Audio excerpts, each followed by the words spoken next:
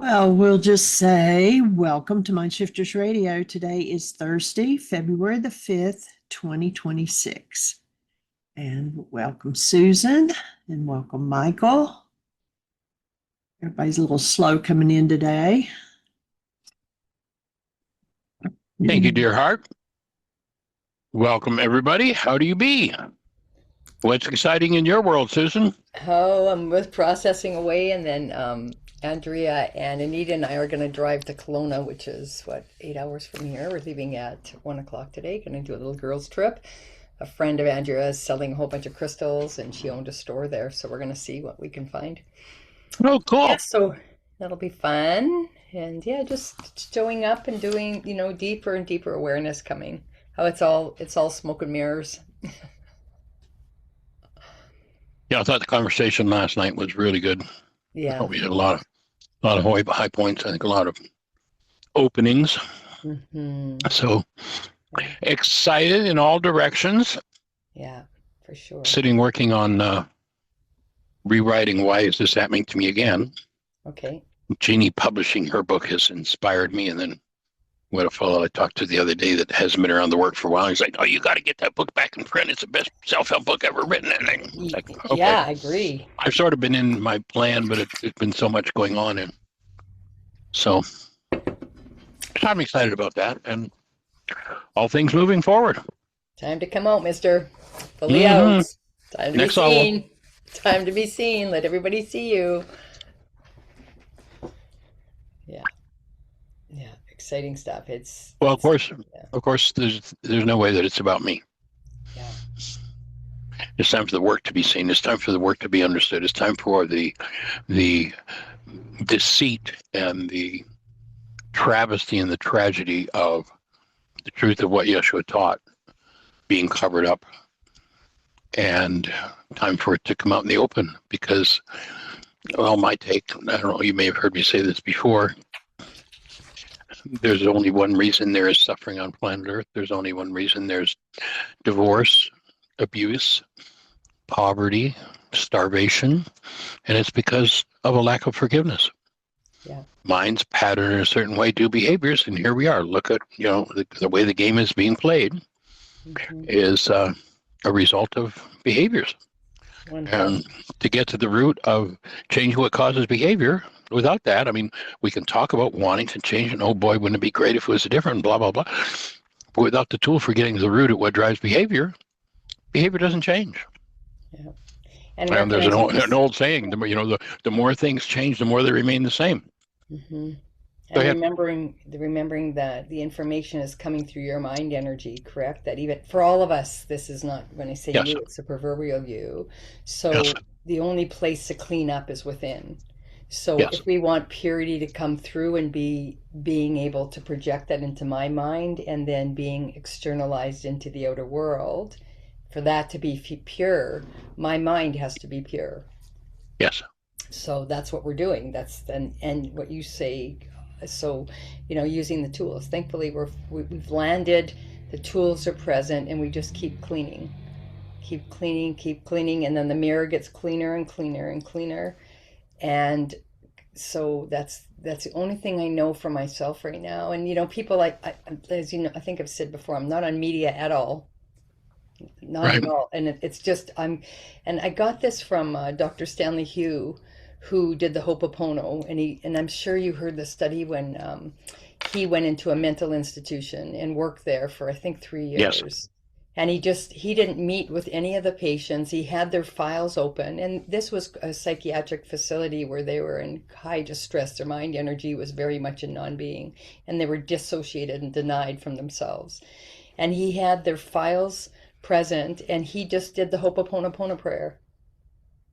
And over the course of time, he knew it was his own mind energy he was cleaning up, because they were all reflectors. And over time, I believe they were all released, all the ones. And I don't know how many patients were in the facility, but over the course of time, I think he spent 3 years there. And that right there is a testament to people do your own work. That's the game. Yeah. And that we all have that. And of course, we don't know what we brought in. That's the thing. And even I've been contemplating, the energy that I would have been holding to come into the circumstances that I landed in this particular life, and cleaning that up. Yep. Just continued to clean and clean and clean. And then I wonder, even with Yeshua, what happened for him, if it's all a reflection. So what would his mind energy have been in past lifetimes for that to Well, be, that he came into that energy? when I listen to what happened as John's trying to stop or Peter is trying to stop the whole thing, Yeah. lashes out in anger to try to kill the high priest servant. Yeah. And Yeshua refers to him as Satan, for you think in the mind of man rather than the plan of God. I'm not sure that it was a reflection for Yeshua. It was a choice for Yeshua. It was a demonstration. Yeah, and he didn't have, so that to me would have been the clue, because he had no reaction to it. If he would have been in that exchange and said, and then he would have blew up or had mind energy that was biofeedbacking his own wounding, but the fact he could stay clean and let him know, get behind me, Satan. And that's what I wonder. It's the non-being mind in front of him. That's what that is. Satan is just a restricted mind energy. So he's saying, get behind me because you have no power here. He didn't say that piece there, but. And then he steps out as a human being. He does what a human being would do. The arch enemy that's going to have it mercilessly slaughtered, he offers healing to. He stands in the space of love. So I'm not sure it was circumstances, unconscious circumstances reflecting. I think it was more choice. And so you think it was his choice to come into the world and play this role, but he wasn't cleaning up any of his own karma? Oh, yeah. I mean, he goes into the Garden of Gethsemane and he sweats bullets. So yeah, he's doing his work.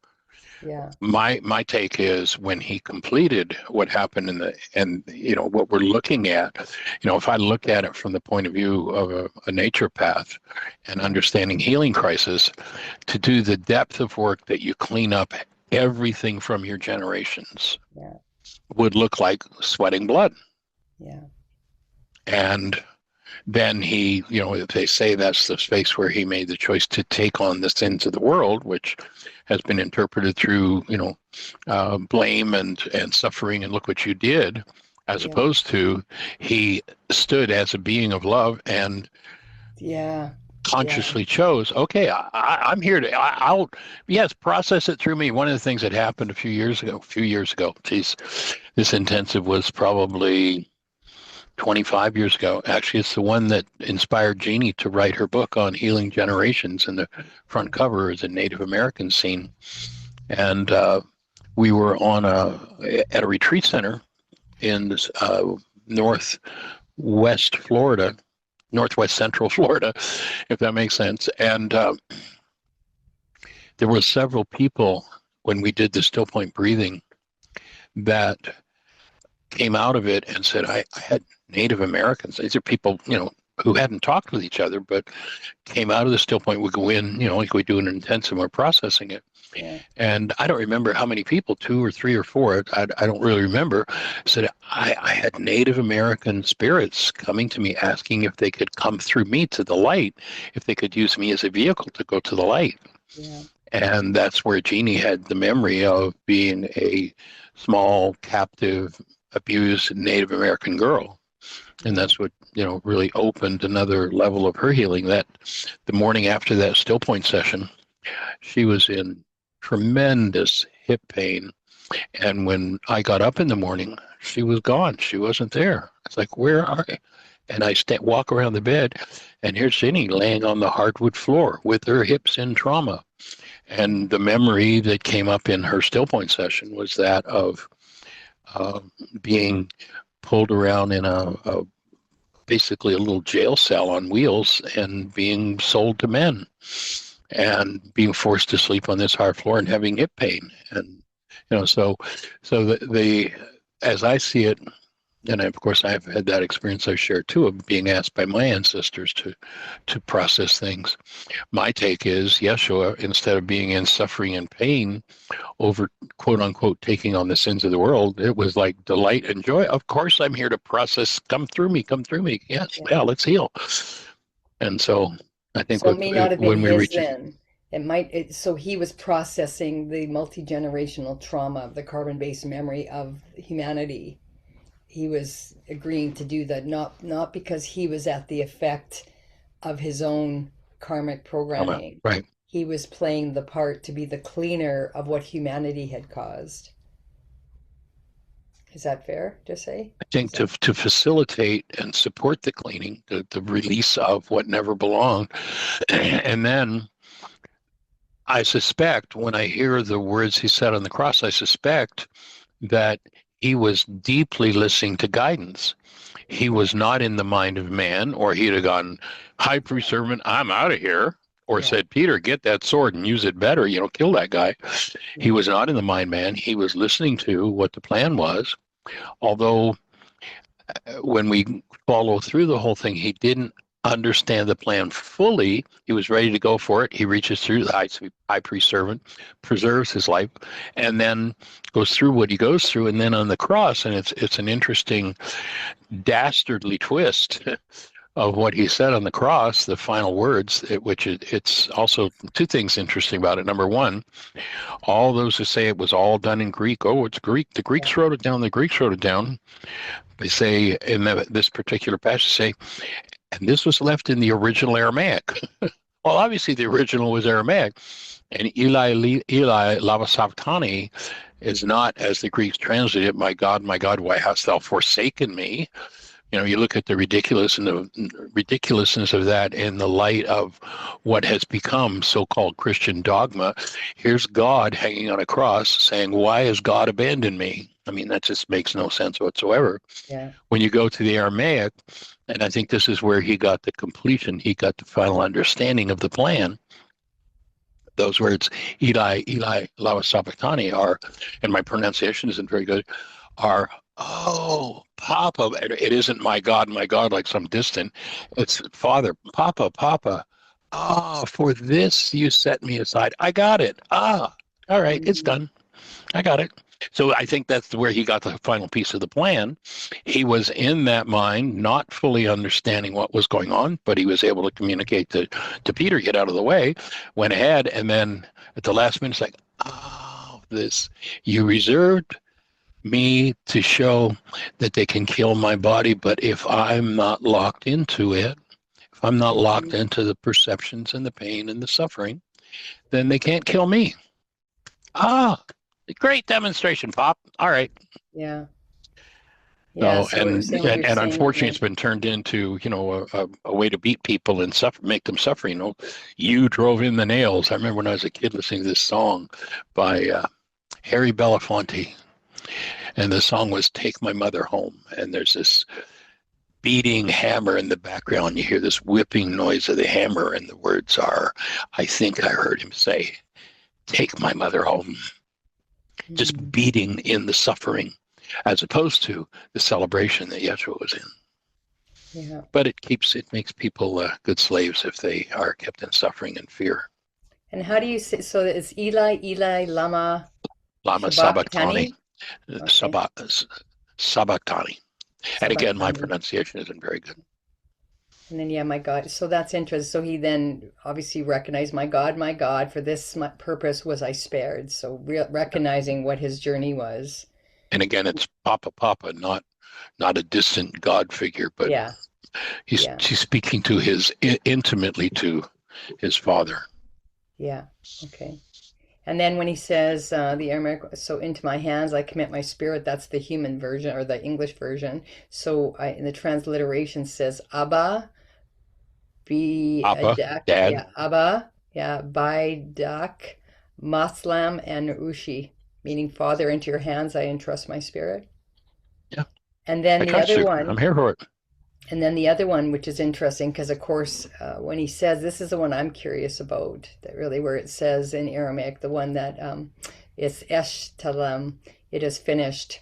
So what do you believe he meant by what was he imparting into humanity when he said it is finished? What was finished? My take there in the context is that he got the final piece of what was going on. He was, he's in the mind of the Creator as he confronts Peter, and goes through. But again, I don't think he had the whole picture. When he gets it, when the light bulb goes on, oh, okay, so this is a demonstration. That's what you reserved me for. That's what you set me aside for, not abandoned me for or forsaken me for. And it's like, oh, okay, I'm complete now. It's done. And I sense with even what I'm going through right now and being given the story of the integer, the one, the wholeness, completeness, blameless, and innocence and purity. And then we fraction out into individuality and differentiation. And then my take on it is that that happens, so the integration out, and then coming back on the cross, recognizing what you said. Oh, I see what my journey was. That, oh, it became very clear to him in his communication with the God, what was God for him or his father, that, oh, that's what you brought me here for. And then he goes on to being able that I entrust my spirit, the here. And of course, there's no word spirit in Aramaic. Yeah. There is no word spirit. He's saying, I yield up my breath. Okay.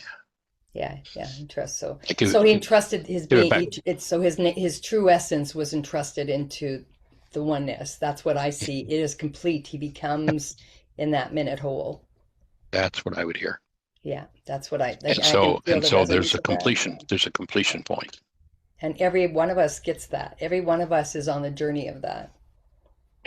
Yeah, when he said take up your cross, he didn't say to take up his. It's interesting that, Easter time, you'll see people in cities they built wooden crosses and they're dragging them around like they're suffering and in trauma and pain, and never facing what it is that keeps them out of relationship with their own breath and keeps them out of relationship with the Creator, which is their cross. And that's, each person. Yeah. It's time to do our work. And is that fit for everybody?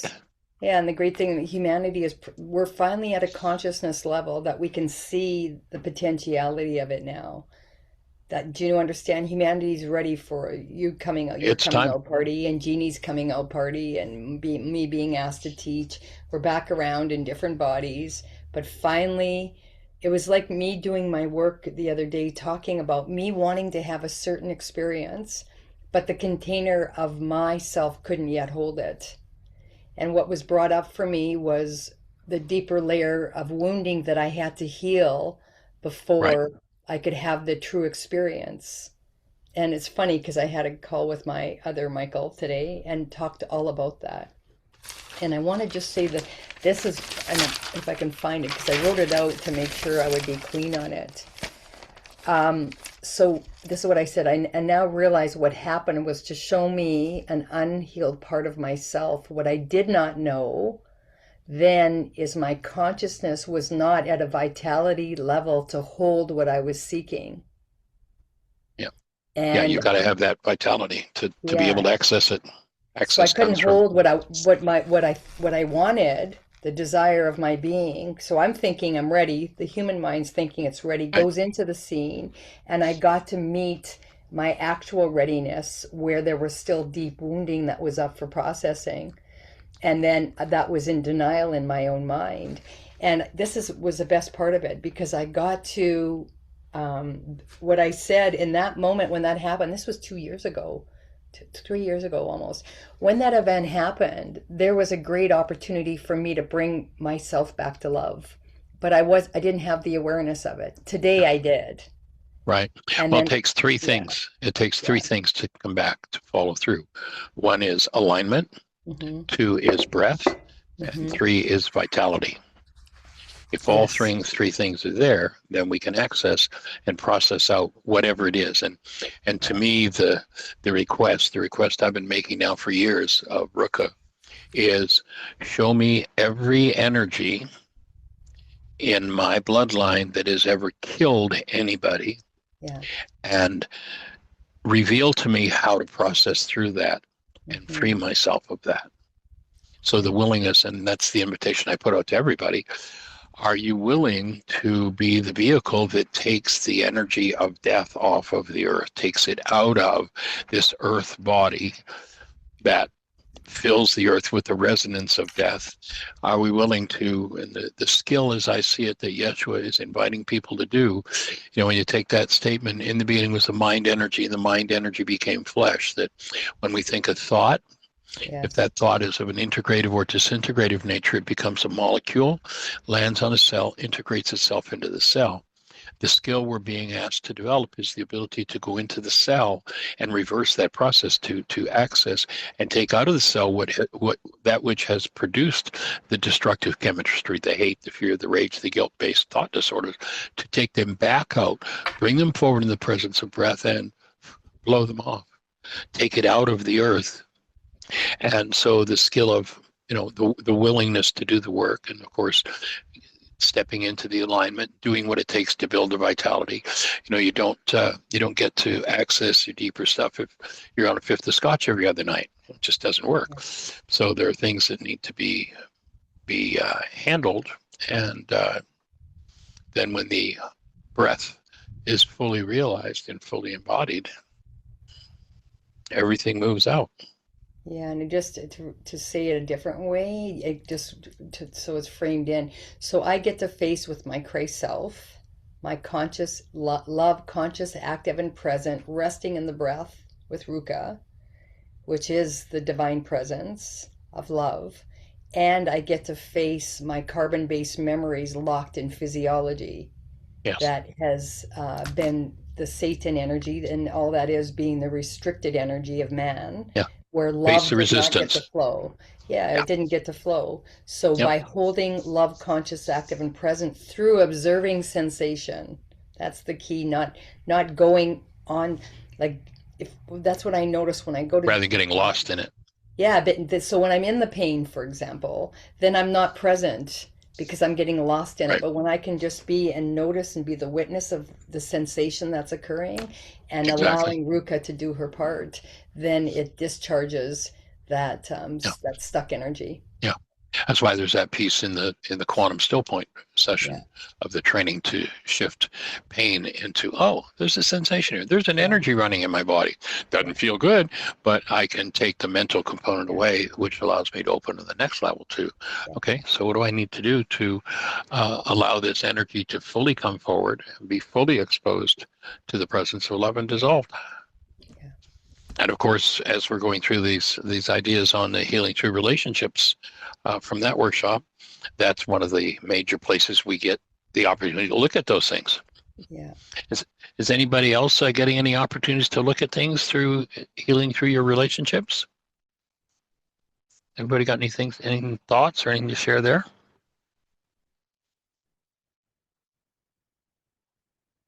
Not everybody at once now.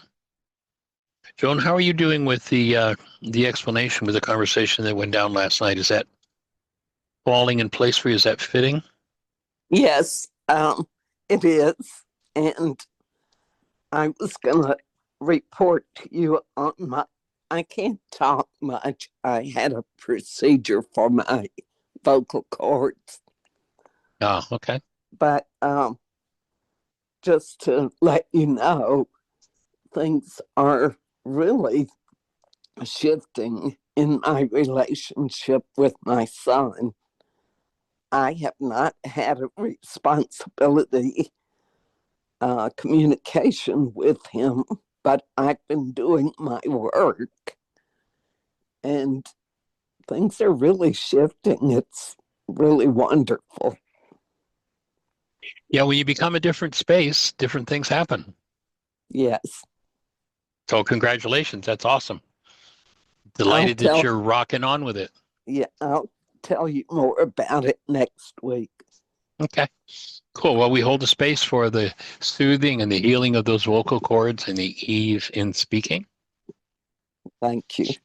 So, and, when you look at what you're shifting, and I'm presuming that you're saying you've been processing through some things that you're understanding or that you're seeing have created some hiccups or some disturbances in that relationship. And as you remove them, the trauma, the pain disappears, and all it takes, again, is the willingness, the alignment, the breath, and course, applying forgiveness to it. So nice. And, one of the things, last night or yesterday in the session, we were talking about the idea that feelings, emotions, sensations in the structure are always a reflection of the quality of chemistry in the cell, which is nothing but a storage place for what we call chemistry created by mind energy. And when we hold trauma and pain around relationships, what happens is if we respond out of those things and are not conscious, then what happens is we tend to respond unconsciously. And in doing that, we murder our relationships. People say, well, we had this relationship and went for so long, and then our love just died. Love doesn't die. Love can't die. Relationships don't die. They've got to be murdered. And the main thing that murders in relationship is 3 simple, easy little words. You made me. Yes. When somebody says that to someone, in virtually everyone, unless someone's really done their work, there are 4 different files that open in the person who's a recipient of those words. And those 4 files are, it's my fault. Oh, if there's any failure in there, I'm a failure. It's hopeless. You look at the child at 3 that went, it's hopeless and I'm helpless. And the minute one's in relationship and someone uses projection communication as opposed to responsibility communication, you made me, unless that person's really conscious, they're then tend to be lost in that hopeless, helpless, fault, and failure. And of course, it's perfect because it's an opportunity to work through those things. But if someone doesn't have the tools or the wherewithal or the understanding and that stuff's coming up, what do? Hey, I'm out of here. This relationship's been destroyed. In other words, I don't want to have to, I don't know what to do with the whole thing of me being guilty because it's my fault and that I've failed and I'm hopeless. I can't do anything about it. I'm helpless, like the 3-year-old was helpless. So this cascade of painful feelings erupt from what's resonating in most people by those 3 killer words. Sadness, guilt, fear, shyness, grief. And conclusions about self from what's resonated by those words in most people.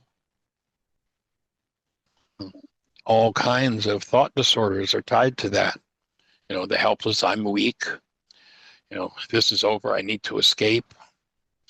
Oh, I'm worthless, I hurt people. I deserve to be abandoned, I'm a failure. When all those kinds of thought disorders are in someone, and those 3 magic destructive words, you made me, most people turn tail and run. And many people, because they can't turn tail and run, they live in the same house, they sleep in the same bed for decades, but there's no relationship there. People say, oh yeah, I've been married for 60 years. Well, when did you say the honeymoon was over? I remember that was in the 2nd year. So the truth is you haven't been married for the last 58 years. You've just been sleeping in the same bed. And, that's what kills relationships. And all the thought disorders tied into that file folder effect is really so powerful to understand. Yes, I can't wait to share with you more about what's been revealed to me. Awesome. Cool. Well, we'll look forward to your vocal cords healing and being able to have deeper conversations. Thank you. All right. Miss Andrea, how are you, young lady? Hi. Hey, welcome. Whoops. My phone unmuted on its own. Yeah, perfect timing. Oh, more unfolding. Always.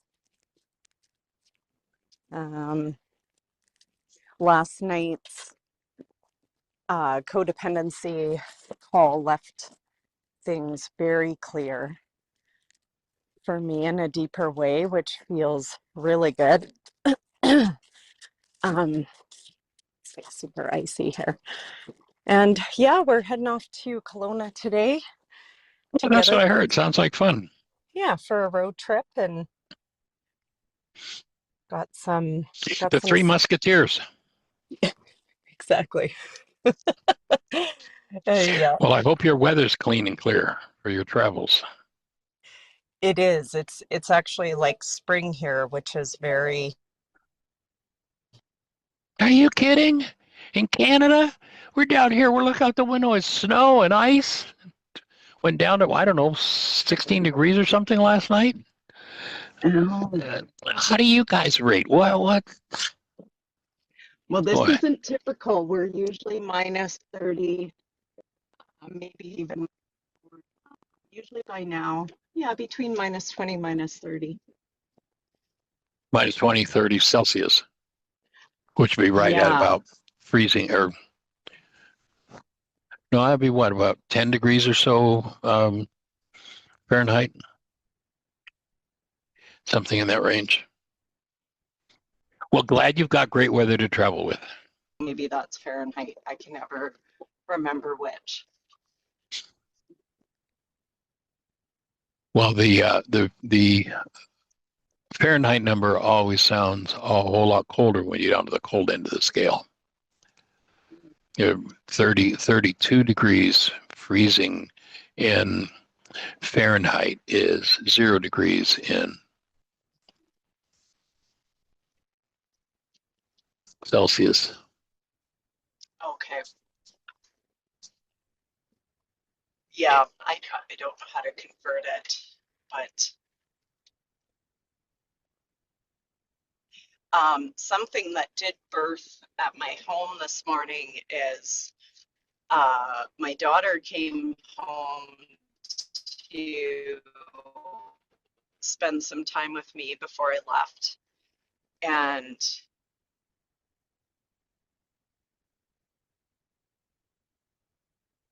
comes to me and says, like, she just says, okay, I need to phone them and talk to them and pay them. Tell me what to say to them. And I said, oh, I can help you sort through your own mind to know maybe what you want to say to them. Right. But for me to tell you what to say to them, I don't really have the answer for that. But I can help you get there. And we tried to have a conversation which erupted into, I just want you to tell me the answer. And then this great need for space. So we essentially didn't even spend time together because she went into freeze, what it looks like, or like shutdown, I would say. She went into shutdown and wasn't able to speak to me and work through anything. And so I'm wondering if you have any suggestions of what I can provide in that moment. Like, I ask myself, that's me.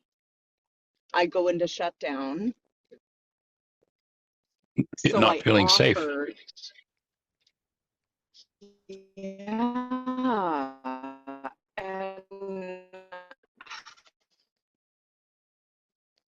felt really clear and just saying, like, I don't know exactly what you need, until she was super frustrated and then said, no, you just need to tell me the answer, which I'm also not feeling aligned with. Right. And so go ahead. My take would be that that's the space to step into being the space and assuring her that she is safe. And that might be a place to, take the commitment out and read it to her. I realize and own, I realized in the past that maybe I haven't been a safe space. I've gone through all my own stuff and now I'm cleaning it up. And so I haven't functioned this way, but here's my commitment to you. I promise to trust her enough to tell you the truth, be true to you, go through the whole commitment. And, on first hearing, that might create a block from her. But when you start introducing, the first thing that moves people's mind is language And the way that regulatory speech happens is people hear it from the outside. They hear it spoken, and then they start to speak it aloud. When they hear it often enough, like, hearing often enough from mom, who perhaps there have been times where she hasn't been a safe space. Mom say, I'm going to treat you lovingly, gently, and with respect. When then the next step is that becomes her own speech. Okay, Mom, and I'll treat you lovingly, gently, and with respect. And then it proceeds to silent speech. Mom's going to treat me lovingly, gently, and with respect. I'm going to treat Mom lovingly, gently, and with respect. If then that silent speech is experienced to reduce stress, then it becomes regulatory speech. That's when it locks into the mind. It becomes automatic, and it's a process. Moving from the normal games of the world into true responsibility communication is a huge deal and a process that takes time. So I'd suggest patience. Yeah. Can I make an offering, Andrea? You betcha. So as the mother in the relationship with a child, sometimes they're looking, when they're in indecision coming forward to the parent, they're looking for a container of rest. And when she comes in and we're reflecting, say, well, I can't tell you what your mind energy is, and I'm going to help you get there, that creates ambiguity in the energetic field. And there's no place to rest. It's just still more, there's just still more energy where it's open.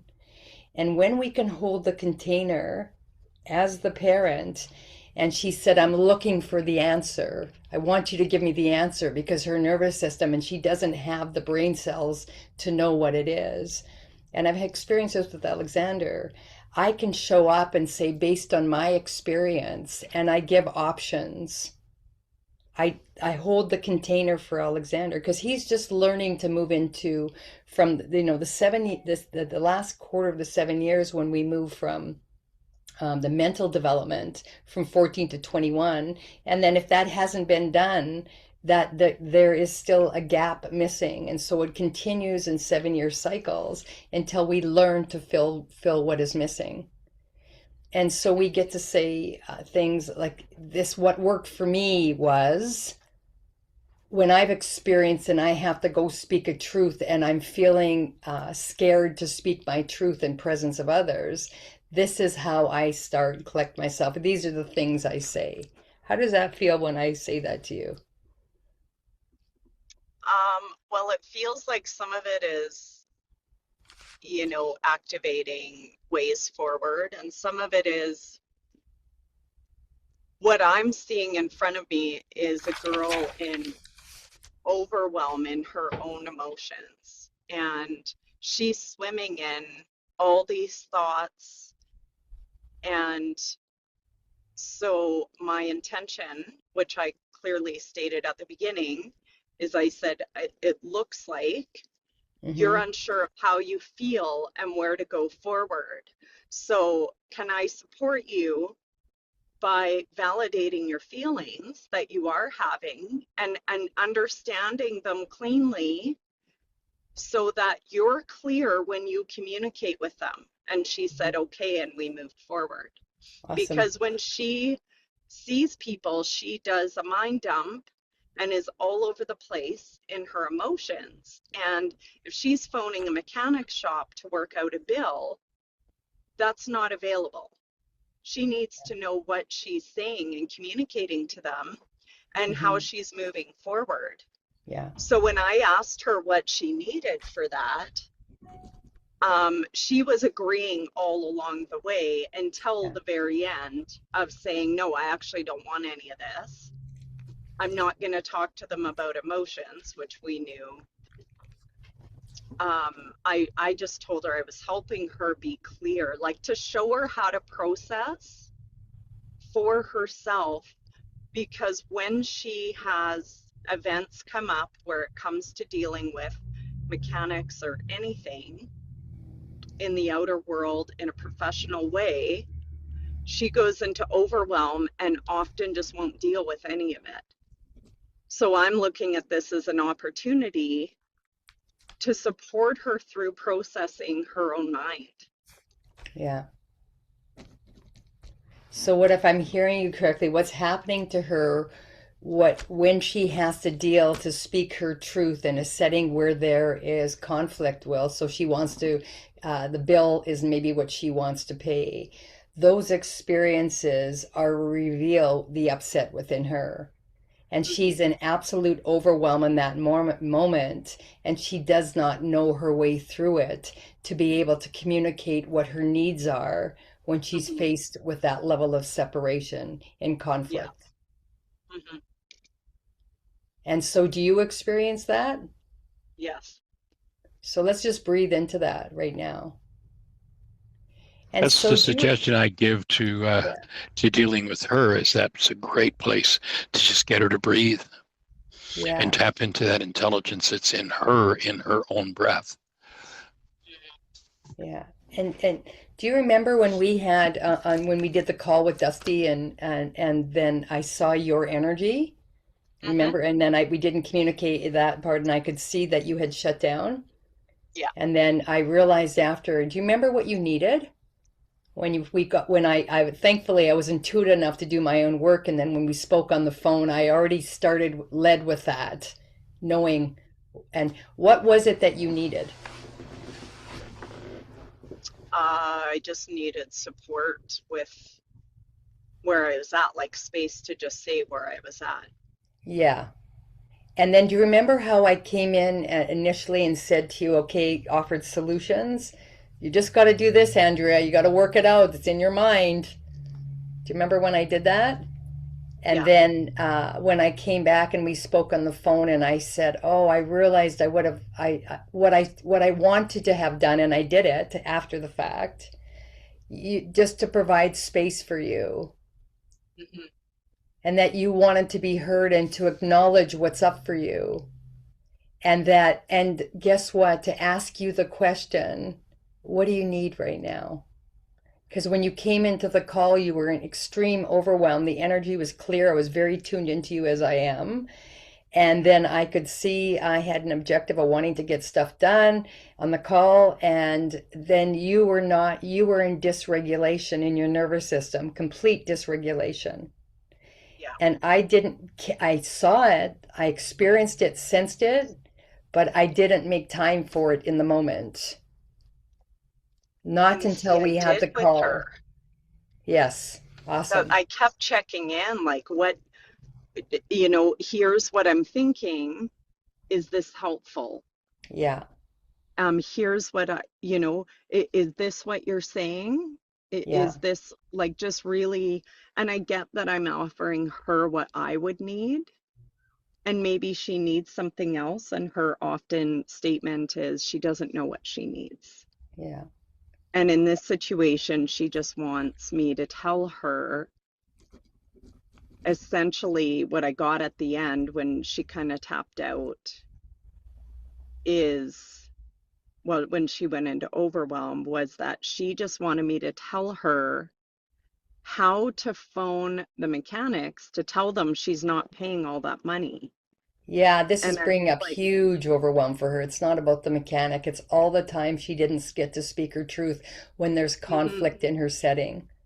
And she's roiling these huge feelings within her nervous system. Not only there's a physiology that's playing out where her nervous system, where the breath has been constricted, and there is a breath hijack, which then it shuts down the rational brain, and she's sitting in the amygdala in huge alarm, and she's stuck in this energy is just rotating in her field, and she's frozen and doesn't have any access to resources. So do you remember when we did the other day with Michael and the group, how we co-regulated with each other? And then she gets to come into your vitality. Yeah. Without words, and ask her if she's willing to do an experiment of breath for co-regulation. And so then love exchange. Yeah, and that's the place Yeah. to access the higher mind where she Hmm. can co-regulate with you, where you may have the vitality so she can find it within herself. Yeah, I And think that would be yeah, really fitting. and that co-regulation, and guess what? I'm even, it's getting really exciting because now I co-regulate with myself.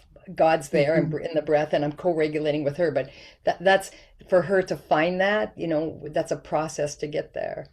Hmm. And she also, I know, and you also, and your mom also, many of us likely didn't have the co-regulation with a mother that could, going back to its origin, that a mother that could hold it in a true, authentic, safe space where Yeah. the energy is completely pure and clean. And the breath is where my Alexander gets to rest in the safety of his dad. Hmm. And he just breathes into that knowing, and the entire nervous system down regulates into safety. Yeah. You don't know that naturally, your mom doesn't know that naturally, most I don't know that naturally, and we're building it now from our adult mind for the younger parts of ourselves. Hmm. And then you get to have the expression on the outside to practice, which is your daughter, which is a reflection of you. Yeah, So you're healing you and healing her at the same time. definitely. Yeah. Definitely. How does And that all sound? I felt really regulated through the whole thing, and I can Yeah. see opportunities where I could have given her a hug and said, like, oh, I see how, upset this is feeling for you or whatever in the moment. Yeah. And that would have been more supportive. Yeah. And I think that now I'm actually seeing an anxiety came up in me that, oh my gosh, she's 25. I feel so clear from last night's call and so focused that it's like, oh, I can teach this. I can hold this, not teach it, but I can walk through this with her Mm-hmm. in the best way I know how to show in a very small way a way to clean up your mind a bit. Yeah. And you know And what? what Yeah. she's looking for is this one answer so she doesn't have to feel anxious. Well, guess what? You get to bring her to where the root of the issue is through really collecting her. And you can say something like this: oh my gosh, I know this must really be up for you, where all these big feelings come up when you have to deal with conflict, just like when you were younger and then you wanted to speak your truth, and I was so much in my own world that I didn't listen. And Mm-hmm. or I overrode you and you got pushback, so your needs weren't met. Mm-hmm. Of And And course see, you're also, yeah, I would love to do that. And I don't have the words at that time yeah, until yeah, you can read it. I yeah. need to hear people's speech to know what's up for them. I don't have that. I can just read it Mm-hmm. at this point. I need Yeah, to hear someone talk things through. Then I know where kind yeah. of what is floating around. Okay. So I another don't, factor to bring in here, excuse me, okay, go ahead. no, go ahead. Well, just you might want to look back too at, is your history with her one of telling her what to do?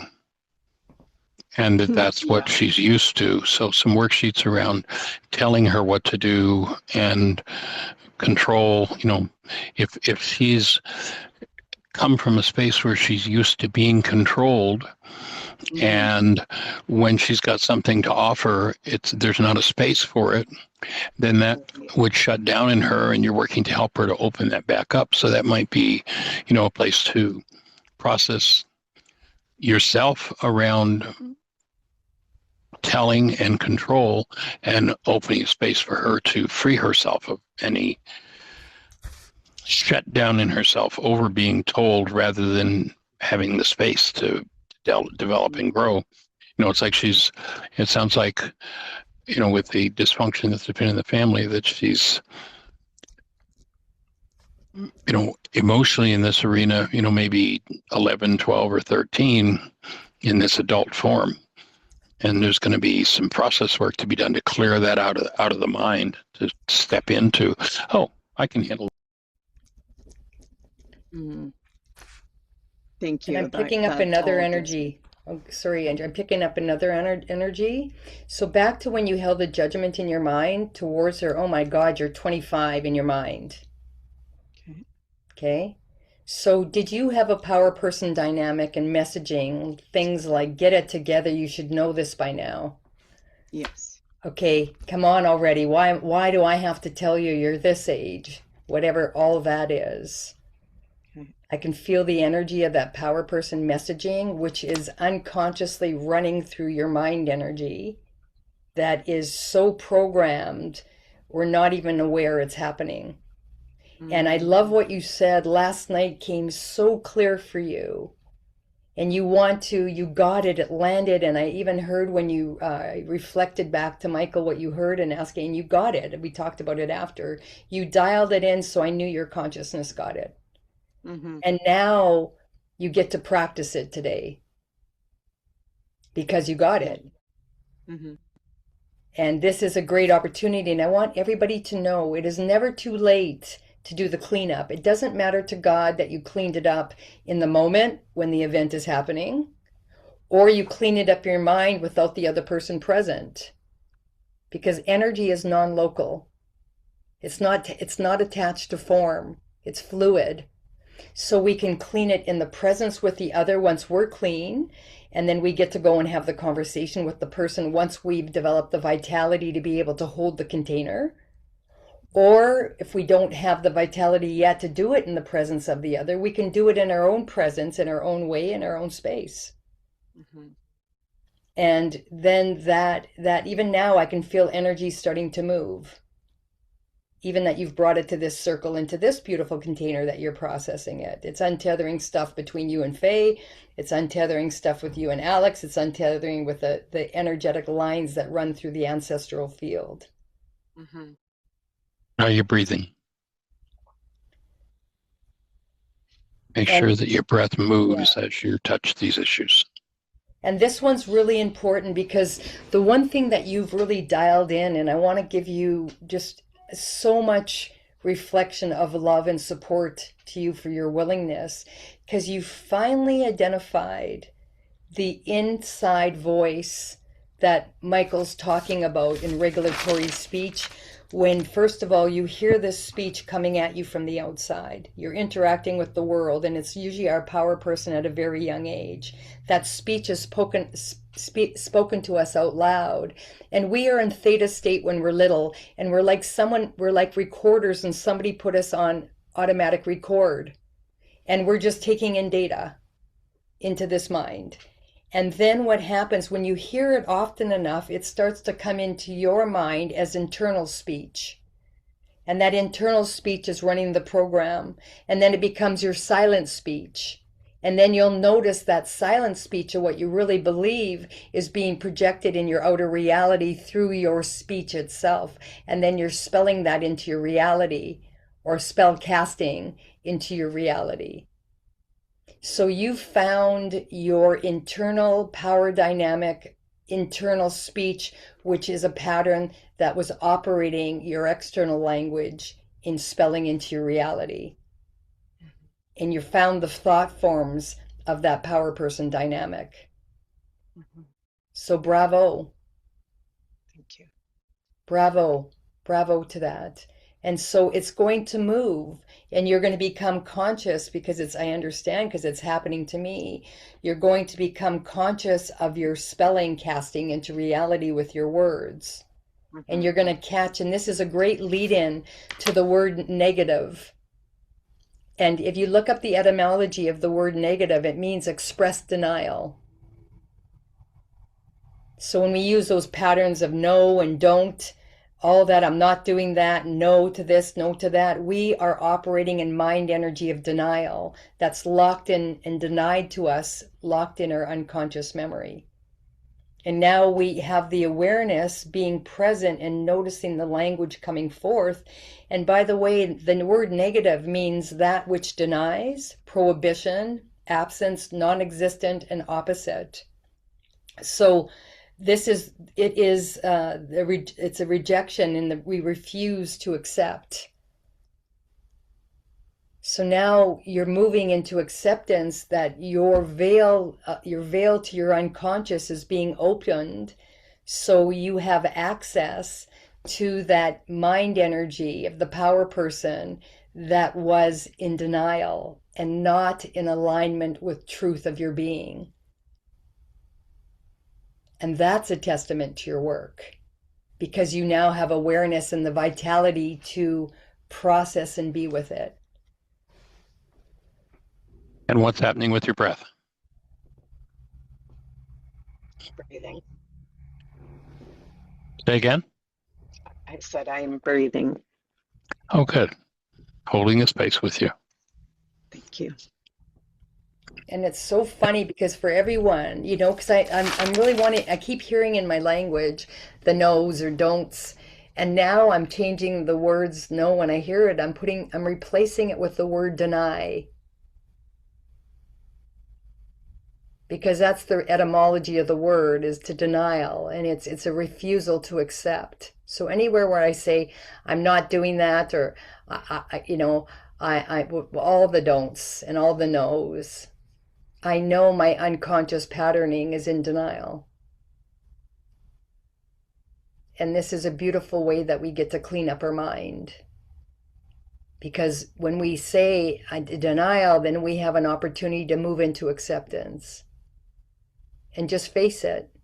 And your beautiful daughter is a mirror of this ancestral line where they can't find the words for roiling of all these big feelings, and can't find the words when in high stress. It's the anxiety that comes forward, and not being able to find the language to speak truth, and not being able to find language to express that which I need.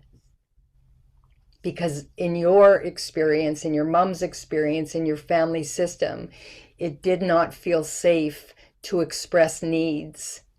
And when needs were expressed in any way, there was some form of punishment associated.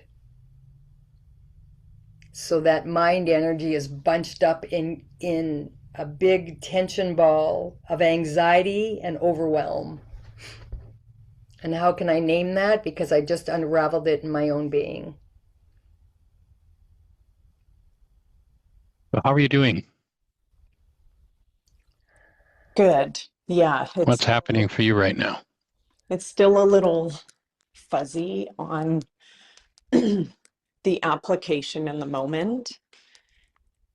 I feel attuned to what is being said with regulatory speech when I had that couple of years of really being in my own version of Christed state. Right. My language was so clear. And so I understand that well. And I feel like really what I'm landing in is to be that, because I am that. But as we've discussed, it's like the yogis that go into the caves and meditate, and you're so good. We are Christ consciousness. That's why I found it Yeah. in meditation. But then coming out and facing all these aspects of myself, Coming that's through the instrument's a challenge. that's the mastery. So it's like I'm trying in the moment while this is all unfolding, I'm like, okay, she's me. Yep, she is me. That's what happens for me too. Okay, what would I need? Shit, at this time I'm not sure what I need yet. So then it's like I try a few things, and hey honey, I'm right here whenever you're ready. I'm here for you.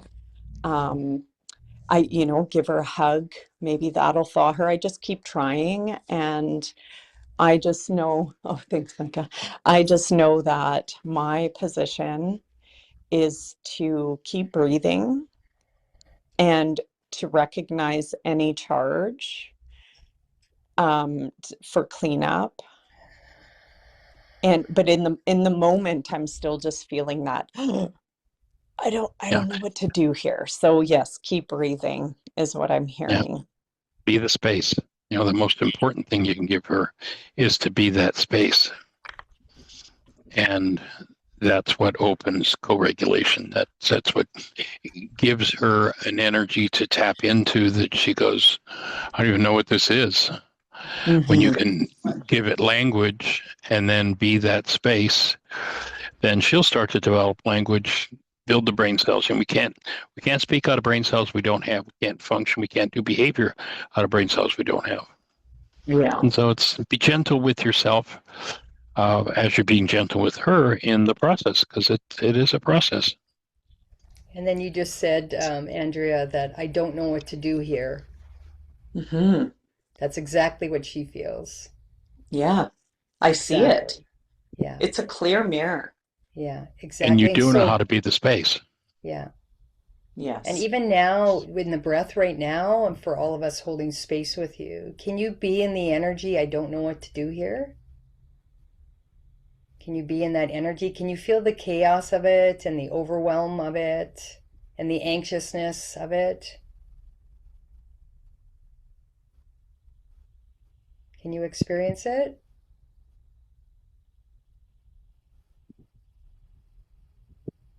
Oh, you're on mute, Andrea. I don't know if you meant to be on mute. Yes, I can experience it. And just be with that, because that is roiling in your family's field.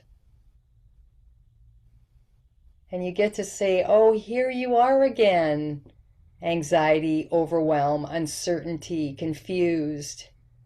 All these big feelings that are roiling into this energy that was up for your daughter and also up for you, landing into the Great Mother. Well, this is like every mother in my line. Yeah. Looking at I don't know about every mother, but many mothers in my line that look at their child and upset. Yeah. In this, I don't know what to do for you. Yeah.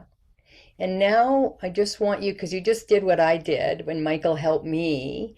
We went into explanation when it gets too much for us to want to look at. So if you're okay, can you come back to the breath and just be in the sensation of what's up in your physiology? And just be with that. There's no need that we have to explain. We just get to breathe with that energy and tell that energy, I'm here. And I want to say to that energy, we do know what to do. We just have to get to the stillness so it can be revealed to us by Ruka. And as we co-regulate with the truth in this group, beautiful Michael holding the masculine space and all the other energies of the feminine that are here. And I want to say to you, you know exactly what to do. When you're in the presence of the truth in your own being and you're coming from the regulation, in regulation with your true spirit and true nature.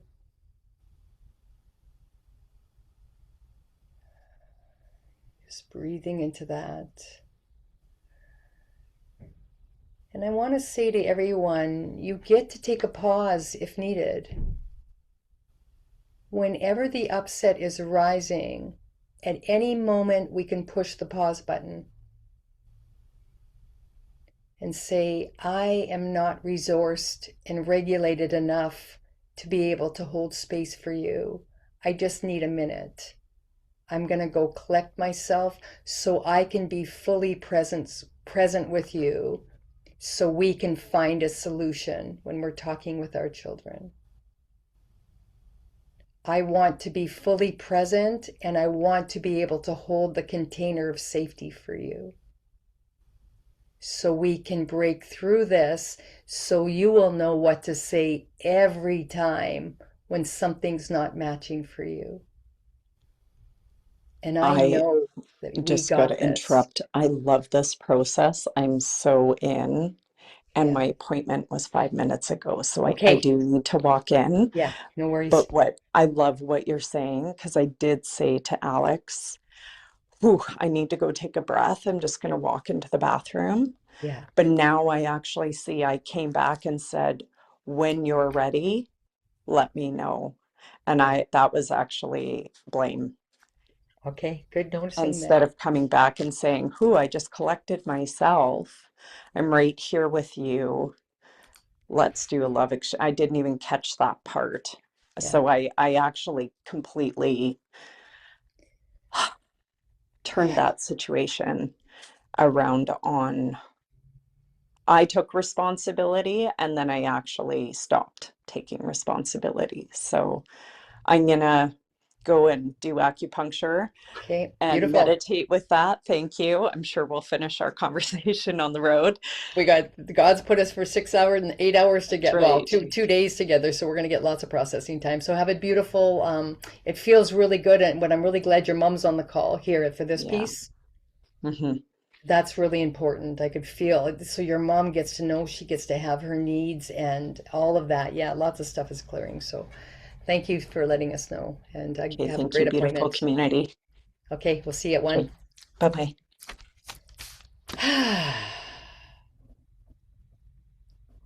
I embrace everybody in our love on this call. Michael, thank you for just allowing this stuff to flow through for the healing, and yeah, for just being this beautiful container for the truth, the expression for healing. Yeah. Creating an eternal energy field that everyone can turn to at any point, no matter where we are in time and space. Yeah. So Yeah.